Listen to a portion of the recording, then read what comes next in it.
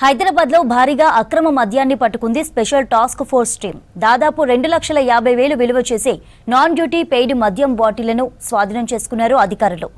ఢిల్లీ సమీపంలోని నోయిడా నుంచి తెలంగాణకు అక్రమంగా మద్యం సరఫరా చేస్తున్నట్లు గుర్తించారు. నిందితుల వద్ద నుంచి ఒక కారుతో పాటు 84 మద్యం బాటిళ్లను సీజ్ చేశారు.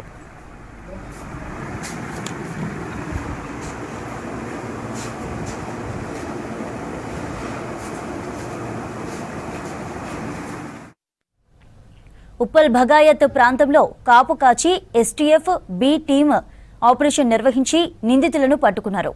కారులో మద్యం తరలిస్తున్న డ్రైవర్ ఆదిత్య ప్రసాద్ను అరెస్టు చేశారు. నోయిడా నుంచి లిక్కర్ తెప్పించిన ఉప్పల్కు చెందిన గోపాల్ రెడ్డి అనే వ్యక్తిని కూడా అరెస్టు చేశారు. మద్యం కొనుగోలు డబ్బులు గోపాల్ రెడ్డికే చెల్లించినట్టు విచారణలో తేలింది.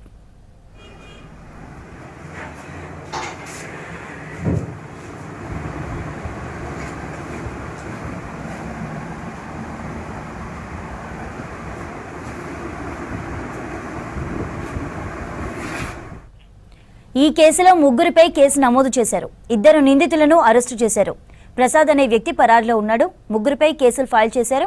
మద్యం బాటిళ్లు, ఒక కారు, సెల్ ఫోన్ స్వాధీనం చేసుకున్నారు. సీజ్ చేసిన వస్తువులను ఉప్పల్ ఎక్సైజ్ స్టేషన్కు తరలించారు. గతంలో గ్రామ పంచాయతీ ఎన్నికల సమయంలోనూ గోపాల్ రెడ్డి అక్రమంగా లిక్కర్ సరఫరా చేసినట్లు గుర్తించారు అధికారులు. నల్గొండకు 2 సార్లు 30 కార్టన్ల చొప్పున మద్యం సరఫరా చేశారని గుర్తించారు.